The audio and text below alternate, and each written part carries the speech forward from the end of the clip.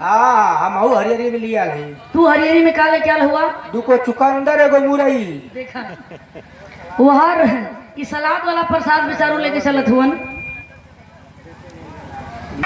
अभी अभी सम्मान किया गया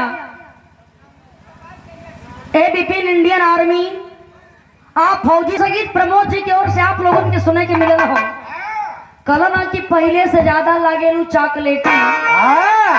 पहले कुछ और रहा लेकिन अब कुछ और हो गई बा। पहले देसी रहा लेकिन अब डंकल हो गई बा। अच्छा तो आजकल के लड़कन के का कहल जाए? अब तो मुर्गा का टांग खात हो। आजकल के लड़का को इतना लड़चुआ हो गल हुआ। हाँ चुआ के फेंक देता हूँ भले बिगड़ जाओ। बियाह हो जाता दो चार गो लड़का भी घरे हो जात हुअन लेकिन खैला पियला के बदौलत पर्सनालिटी एक नंबर के यदि बनल हो सोचियन के भी हमार उम्र खाली 20 साल का ही हो। बस तलाश में रहत हुन कि कहाँ देखी या कहाँ तुरंत जा करके डीसी आँख मारी।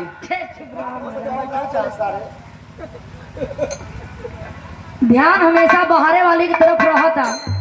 आजकल के लड़का सोचत हो कि जो नापन वाली बात उन तो रोज के है लेकिन ध्यान बाहर वाली की तरफ ढेर होता कि आई बाहर वाली तनी सांवरे भी है। माल बढ़िया हाथ है। अरे ओके ना कहते ओके तोरे बहन के बेचारो बुढ़ा गए यही से कहल गल देखा भी यही घोर कलयुग है।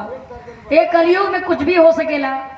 अरे महाराज तो और उम्र भइल 55 के मन बचपन वाली मत रखल करा। एक दर्जन भाई नहीं इनका एक प्रमोद दिया कि उन्हें हाँ दू ठेन के मामा कहीं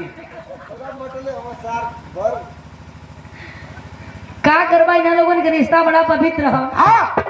आज बेचारो बड़ा साफ मन का हुआ। बड़ी बढ़िया गीत आप लोगों के सुने के मिलल और हम चाहते नहीं कि झटके से कोनो गीत आप लोगों के मनोरंजन बदे हो जाए। कैसे